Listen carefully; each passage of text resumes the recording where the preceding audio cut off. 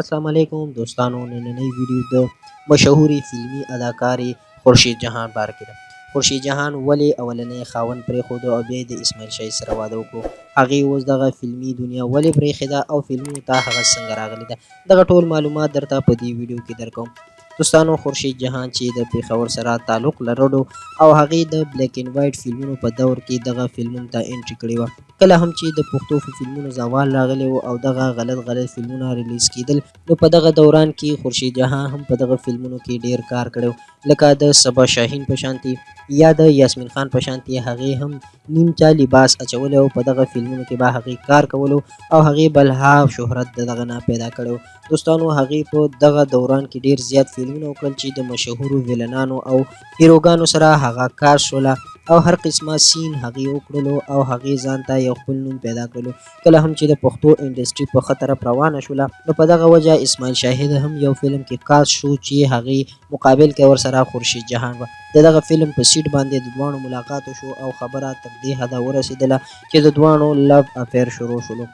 اسماعیل شاهي خپل پروډکشن ته خورشید جهان راوستله او ځان سره یې بیا مزاحیه ډرامو کې کاست کوله چې په دغه وجه باندې په هر ډرامه کې به خورشید جهان د اسماعیل شاهد سره راتلله.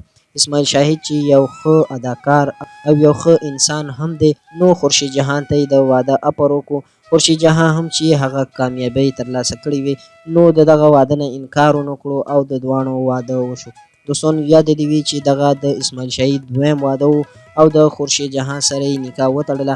اولنۍ ښځې هم دغه نکاح قبوله کړله او دواړه ښځو یې ژوند تېرولو. دوستانو د 2015 پورې چې کله هم د سیریز دور و، نو دغه ډرامې راتللې او خورشید جهان به پکې د خپل خاوند سره مدد کوو او هیلپ به یې کولو او د هغې په مقابل کې به هغه کاست کېدله. خو چې کله هم دغه دور ختم شو، نو خورشید جهان هم دغه فیلډ ته خدای پاماني وویلې او بیا چا د سیریز ډرامو یا فلم کې ونه لیدله. خورشید جهان اوس د هر څه نه توبه ویستلې ده او د خپل خاوند اسماعیل شاهي سره خپله زندګي تېروي. دوستانو هغه اوس هم په پېښور کې ژوند تېروي. دغه د هغې باره کې ټول معلومات چې له تاسو سره مو شریک کړل. امید لرم ویډیو به ستاسو خوښه شوې وي. د نور داسې ویډیوګانو لپاره زموږ چینل یار کلیک ضرور سبسکرایب کړئ. د لوی الله په امان.